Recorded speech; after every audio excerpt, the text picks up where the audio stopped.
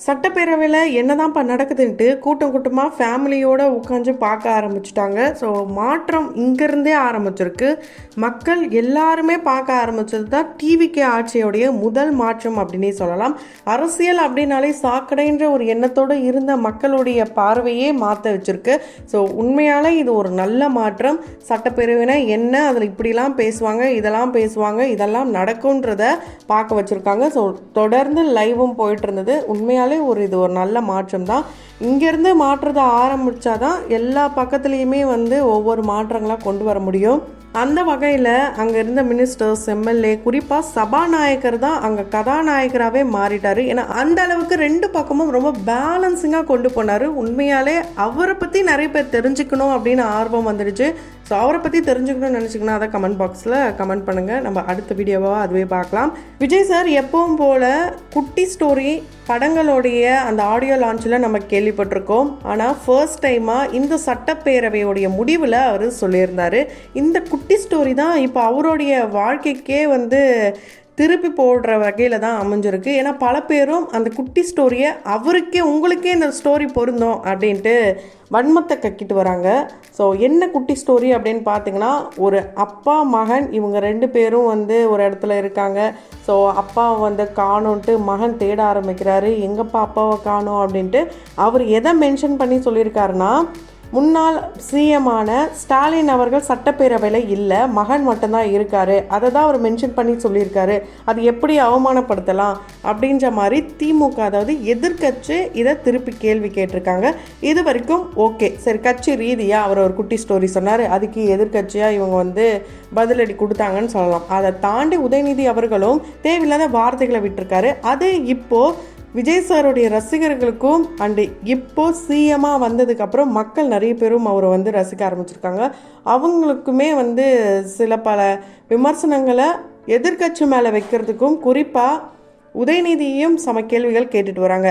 என்ன அப்படின்னா, இப்போவும் அவர் சினிமா ஷூட்டிங் வர மாதிரி தான் வராரு, டைலாக்ஸை சூப்பராக படிக்கிறாரு, அது வரைக்கும் யாரும் தடங்கல் பண்ணக்கூடாதுன்னு சொல்கிறாரு. ஸோ யாரும் பேசக்கூடாதுன்னு சொல்கிறா அந்த மனுஷன் ப்ரிப்பேர்டாக வந்திருக்காரு. வீட்டில் 3 நாளுமே இப்படிலாம் பேசணும்னு நினச்சிருப்பார் போல். அதனால தான் வாயை மூடிட்டு இருந்தவர் ஃபைனலாக குட்டி ஸ்டோரி பண்ணுறேன், குட்டி ஸ்டோரி சொல்கிறேன்ட்டு இந்த மாதிரி வார்த்தைகளை விட்டார். இது அவமானமாக இருக்குது எங்களுக்கு அப்படின்ற மாதிரி சொல்ல ஆரம்பித்தவர். அந்த குட்டி ஸ்டோரியில் மக்களுக்கு தேவையான கருத்துக்களோ, மக்களுக்கு வேண்டிய விஷயங்களோ, நீங்கள் உங்களுடைய கொள்கைகளை எப்போ நிறைவேற்றுவீங்க, இதை பற்றிலாம் பேசியிருந்தா பரவாயில்ல, அதை விட்டுட்டு தேவையில்லாதெல்லாம் பேசியிருக்கீங்க அப்படின்னு சொல்ல ஆரம்பித்தார். ஸோ அதை தொடர்ந்து உதயநிதி அவர்கள் சொன்ன இந்த ஒரு பாயிண்ட்டு ரொம்பவே ஒரு தவறான ஒரு விஷயந்தான். பர்சனலாக அட்டாக் பண்ண வேண்டிய விஷயமே இல்லை. அப்பாவை காணோன்ட்டு பையன் தேடுறாரு அப்படின்ட்டு அந்த சட்டப்பேரவை மட்டும்தான் பேசணும். அதை விட்டுட்டு செங்கல்பட்டு கோர்ட்டில் கணவனை தேடும் மனைவி கதை தமிழ்நாட்டுக்கே தெரியும்ட்டு தேவையில்லாத ஒரு வாக்கியத்தை விட்டுட்டாரு. இது உண்மையாலே ரொம்பவே ஒரு தவறான விஷயம். இதை கடுமையாக கண்டனம் தெரிவிச்சுட்டு வராங்க பல பேரும். இதுக்கு கண்டிப்பாக ஏதாவது ஒரு ரிப்ளை வரும், ஏதாவது மன்னிப்பு கேட்கணுன்ட்டு நிறைய பேர் சொல்லிட்டு இருக்காங்க. அவர் கேட்பாரான்னு தெரியல. அண்ட் ஆக்டர் விஜயா அப்படின்னு இருக்கிறதுலையே நீங்கள் இருக்கீங்க, அதை விட்டுட்டு வெளியே வாங்க. இப்போ நீங்கள் சிஎம் ஆயிட்டீங்க, சிஎம்மாக மக்களுக்கு என்ன தேவையோ அதை பண்ணுங்க அப்படின்ற மாதிரி சொல்லியிருக்காரு. ஸோ அதே மாதிரி தான் ஒவ்வொருத்தரும் வித்தியாசமாக இருக்குது, இந்த சட்டப்பேரவை டிஃப்ரெண்ட்டாக இருக்குது, அங்கே ரொம்ப பரபரப்பாக இருந்துச்சு இப்படிலாம் சொல்கிறாங்க. அதுக்கு காரணம் விஜய் அவர்கள் உம்முன்னு இருந்தது அப்படின்னு கூட சொல்கிறாங்க. அவர் எப்போவுமே எல்லாத்துக்குமே வாயெல்லாம் எடுத்து பேச மாட்டார், டக்குன்னு வார்த்தையை விட மாட்டார். சிஎம்மாக இருந்தாலும் பொறுமையும் நிதானமும் வேணுன்றதை அவரை பார்த்து நம்ம கற்றுக்க வேண்டிய விஷயம்.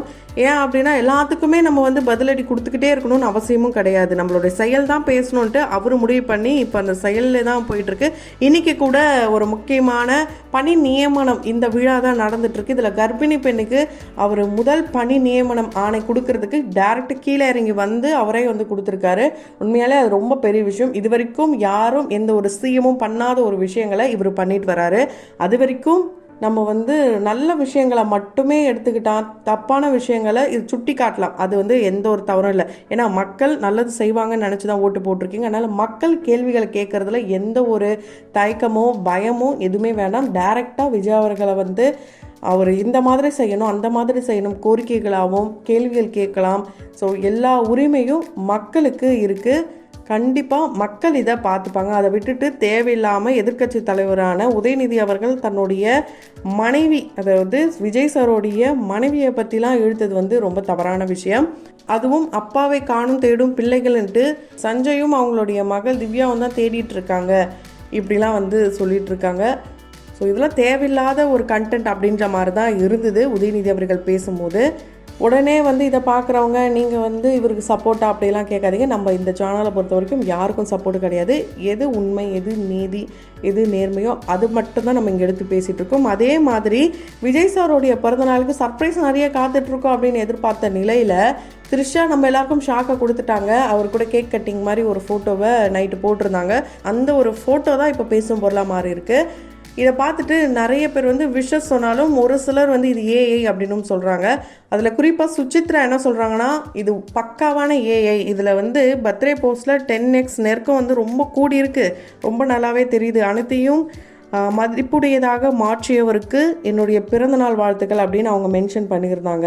ஸோ த்ரிஷா போட்டிருந்த இந்த பதிவுக்கு தான் சுசித்ரா ஒரு ரிப்ளை, அவர் பேரை கெடுக்கிறதுக்கு தான் இப்படி பண்ணியிருக்காங்க அப்படின்ற மாதிரி சொல்லியிருக்காங்க. அதுக்கு எப்படி சொல்லியிருக்காங்கன்னா, இதை ஓப்பனாக சொல்லலை அப்படின்னா கூட இவங்க இதான் காதலா, எனக்கு பயமாக இருக்குது, எப்படி உங்களால் இப்படி இருக்க முடியுது, ஒரு பர்த்டே கேக்கு இந்த அளவுக்கு மோசமாக, அது ஒரு சிஎம்க்கு இப்படி ஆயிருக்கணும், ரொம்ப வந்து நிறைய பூலாம் வச்சு நிறைய பெரிய பெரிய கேக்கு இப்படிலாம் யாரும் பண்ண மாட்டாங்களே, அதுவே டிஃப்ரெண்ட்டாக தான் இருக்குது. அதுவும் இல்லாமல் அவருடைய ஷர்ட் போடுற விதங்களாக இருக்கட்டும், அவருடைய ஃபேஸு அங்கே தலைமைச் செயலகத்தில் அவர் எப்படி இருந்தாரோ அந்த ஃபேஸை எடுத்து இப்போ தான் நிறைய ஃபோட்டோஸ் இருக்குது, அதை மார்ஃபிங் பண்ணிக்கலாம். ஸோ அந்த மாதிரி தான் இருக்குது. மற்றபடி இதில் வேறு எதுவுமே கிடையாது. உண்மையை சொல்லப்போனால் இது வந்து த்ரிஷா வந்து தேவையில்லாத விஷயங்களை பண்ணிகிட்ருக்காங்கன்னு இவங்க சொன்ன இந்த வீடியோவுக்கு பார்த்திங்கன்னா நிறைய வரவேற்பு கிடச்சிருக்கு. உண்மையாலே அக்கா நீங்கள் இது வரைக்கும் பேசினதை நாங்கள் கேட்கல, இப்போ சொல்கிறீங்களே இது உண்மையான விஷயம்க்கா அப்படின்ட்டு சுசித்ராவுக்கு நல்ல வரவேற்பு கிடச்சிருக்கு.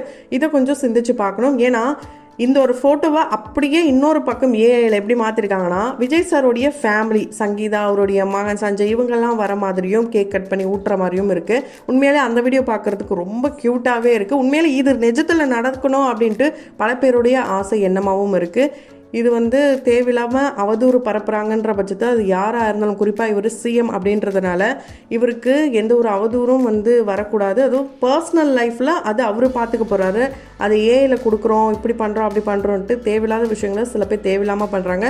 அதுக்கு கண்டிப்பாக வந்து கேஸ் ஃபைல் பண்ணுவேன் அப்படின்னும் வந்து சில தகவல்லாம் வெளியாயிருக்கு. இது இவருக்கு மட்டும் இல்லை, பொதுமக்களுக்கும் இப்போ நிறைய மார்ஃபிங் ஃபோட்டோஸ் வீடியோஸ்லாம் பார்க்க முடியுது. இதனால் அவங்களுடைய ஃபேமிலிக்குள்ளே நிறைய பிரச்சனைகள்லாம் நடக்குது. இது மாதிரிலாம் பண்ணுறவங்களுக்கு கண்டிப்பாக ஆக்ஷன் எடுத்து தான் ஆகணும். ஸோ சிஎம் ஆகிறதுல பிரச்சனைனா, சிஎம் ஆனதுக்கப்புறம் இவருக்கு வர பிரச்சனைகள், இது மாதிரி நம்ம படங்களில் தான் பார்த்துருக்கோம். உண்மையாலே இப்போ நம்ம எல்லாருமே வந்து ரியல் லைஃப்பில் ஒரு மூவியில் இருக்கிற மாதிரி தான் இருக்குது. ஏன்னா சிஎம் அவர்களை படத்துலேயே நம்ம அந்த நிறைய டயலாக்ஸ்லாம் பேசி பார்த்துருக்கோம். அதே கோட் ஷூட்லாம் பட் சர்க்கார்லலாம் வந்திருப்பார். உண்மையாலே அது அப்படியே இங்கே ரியல் லைஃப்பில் பார்க்குற மாதிரி இருக்குது. உண்மையிலே சூப்பராக இருக்குது. அண்டு இவர் இந்த அளவுக்கு பேசுவாருலாம் நிறைய பேர் எதிர்பார்க்கல. எதிர்க்கட்சி அவங்க வந்து பேசுனாங்க, இப்போ பேசி கொஞ்சம் 5 நிமிஷத்துலேயே பார்த்தீங்கன்னா எல்லாம் ஓடி போயிட்டாங்க பயந்து. இதில் இருந்தே தெரிஞ்சுக்கலாம் அவங்களுடைய ஊழல், அவங்க செஞ்ச செயல்கள் எல்லாமே வெளிவந்துட்டுருக்கு. இதெல்லாம் தாண்டி இதெல்லாம் சொன்னால் தானே மக்களுக்கும் தெரியும். அதனால தான் அதை சொல்கிறாங்க. இதை மட்டுமே சொல்லலை, அவங்க நிறைய நலத்திட்டங்களும் பண்ணிகிட்ருக்காங்க, அதுவும் வெளியே வருது. ஆனால் இன்னும் அது பெரிய லெவலில் பண்ணணும் அப்படின்றது மக்களுடைய எண்ணமாக இருக்குது. கண்டிப்பாக பண்ணுவாங்கன்றதில் நமக்கு எந்த ஒரு டவுட்டும் வேணாம். அந்த வகையில் நீங்கள் சொல்லுங்கள், விஜய் சாருடைய இந்த 40 நாள் இந்த ஆட்சி எப்படி இருக்குது, அண்ட் அவருடைய பிறந்தநாள் ஃபோட்டோவை இந்த அளவுக்கு பண்ணியிருக்காங்க. ஸோ த்ரிஷாக்கு என்ன சொல்லணும்னு நினைக்கிறீங்க, விஜய் சாருக்கு என்ன சொல்லணும்னு நினைக்கிறீங்களோ அதை கமெண்ட் பாக்ஸில் கமெண்ட் பண்ணுங்கள். குறிப்பாக உதயநிதி சார் சொன்னாங்களே அந்த ஒரு விஷயத்தை பற்றி என்ன நினைக்கிறீங்கன்றதை கமெண்ட் பாக்ஸில் மறக்காமல் கமெண்ட் பண்ணுங்கள். தொடர்ந்து வீடியோஸில் பார்க்கணும்னு நினச்சிங்கன்னா உடனே சேனலை சப்ஸ்கிரைப் பண்ணிவிட்டு பக்கத்தில் இருக்க பெல் ஐக்கானையும் மறக்காமல் ப்ரெஸ் பண்ணிவிடுங்க.